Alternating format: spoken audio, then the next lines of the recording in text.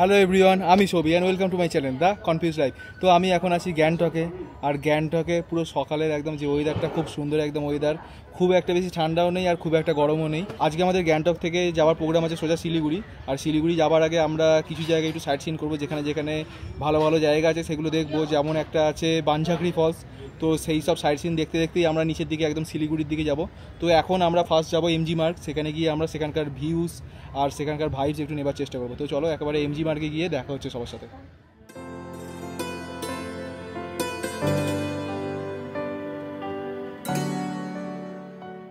তো আমি এখন আছি এমজি মার্গে, আর এমজি মার্গের এই পুরো দৃশ্য এখন মোটামুটি ভিড় আছে এমজি মার্গের মধ্যে। এমজি মার্গে আমরা আসলাম হেঁটে হেঁটে, কারণ এখানে বাইক পার্কিংয়ের কোনো জায়গা নেই। তো আমাদের হোটেলটা ছিল এমজি মার্গের নিচে, ওইখান থেকে আমরা হেঁটে হেঁটে ওপরে উঠলাম। আর সকালের দিকে এমজি মার্গে ঠিক এই রকম ভিড়। আমরা জাস্ট একটা এমজি মার্গে যে ভাইবটা আছে সেইটা নেবার জন্য আসলাম। যেদিক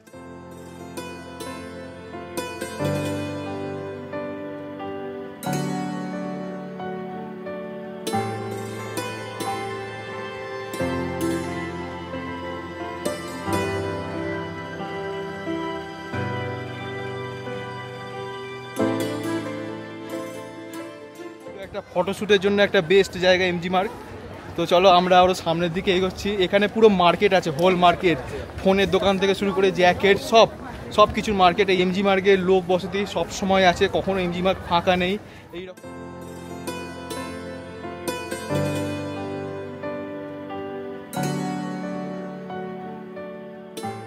তো আমি এখন গ্যাংটকের মধ্যেই আছি। গ্যাংটক থেকে আর বেরোনোর ইচ্ছা করছে না, কারণ এত সুন্দর একটা শহর, সেই শহর ছেড়ে যাওয়ার ইচ্ছা করছে না। আমাদের প্ল্যান ছিল গ্যাংটক থেকে হনুমানটক যাওয়ার, কিন্তু হনুমানটক যেহেতু আমার আগে ঘোরা আছে তাই হনুমানটকে আর যাচ্ছি না।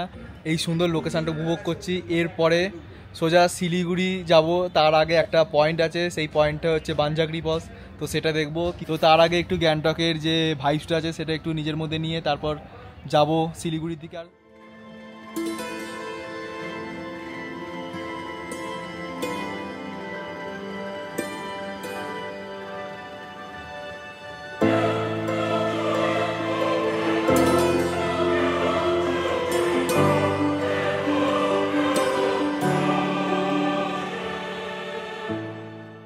আস্তে আস্তে আমরা সামনের দিকে এগোচ্ছি।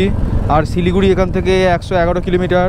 বানঝাকড়ি ফলসে যাবার ভীষণ ইচ্ছা ছিল, কিন্তু ওয়েদারের যা কন্ডিশান, তো আমাদের যতটা তাড়াতাড়ি শিলিগুড়ি পৌঁছানো যায় ততই ভালো। তাই আর বানঝাকড়ি ফলসের দিকে যাচ্ছি না, এখন সোজা শিলিগুড়ির দিকে যাচ্ছি।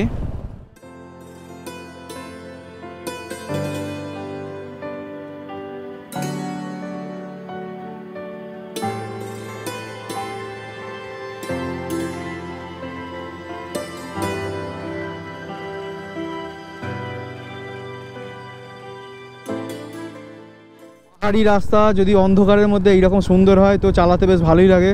আর কিছু কিছু জায়গায় পোস্টে আলো আছে, আর বেশিরভাগটাই অন্ধকার। আর অন্ধকারের মধ্যে রাইড করতে ভালোই লাগে, কিন্তু আমরা আজকে যেহেতু সমতলের দিকে যাচ্ছি শিলিগুড়ি, তো তাই ভয়টা আর লাগছে না।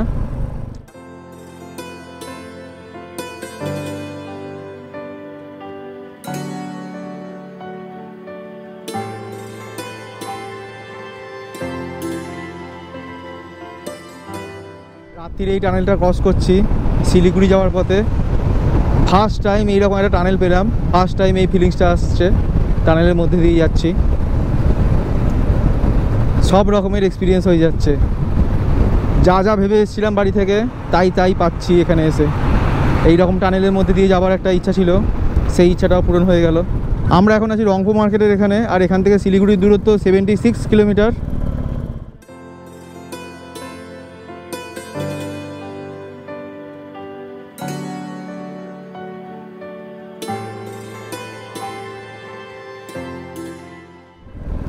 আমরা সিকিমের বর্ডার পেরিয়ে এখন সামনের দিকে এগোচ্ছি শিলিগুড়ির দিকে।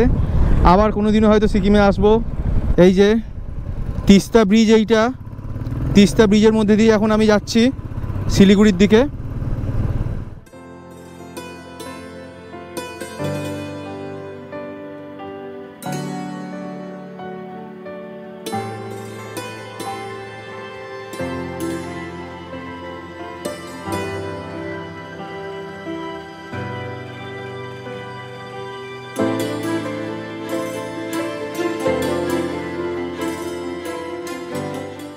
এখন আছি পশ্চিম মাদাতিতে, কলকাতা যাচ্ছি আজকে। আর কালকে ব্লগটা আমার এন্ড করা হয়নি, কালকে আমি শিলিগুড়িতে ঢুকেছি প্রায় 10টার সময়। এই ইস্ট সিকিম রাইডে এসে আমি অনেক কিছু শিখলাম, আর সব থেকে বেশি একটা জিনিস শিখলাম, সেটা হচ্ছে বাইক চালানো। কিন্তু যে রাস্তার ওপর দিয়ে আমি বাইক চালিয়ে এসেছি সেই রাস্তার ওপর দিয়ে আমি আগে কোনোদিনও বাইক চালাইনি, তাই বাইক চালানোর একটা মোটামুটি ভালো এক্সপিরিয়েন্স হয়ে গেছে। এরপরে সামনে যে কোনো রাস্তা আসুক না কেন আরামসে বাইক চালিয়ে দেবো, কারণ ভয়টা আমি দেখে নিয়েছি ওখানে। একটা এক্সপিরিয়েন্স হলো, শিখলাম। আর একটা কথা সত্যি যে শেখার কোনো বয়স নেই, যতদিন লাইফ আছে ততদিন শিখবো আর নিজেকে আপডেট করার চেষ্টা করব। তো চলো এবারের মতন টাটা, আবার দেখা হবে নতুন কোনো ব্লগে।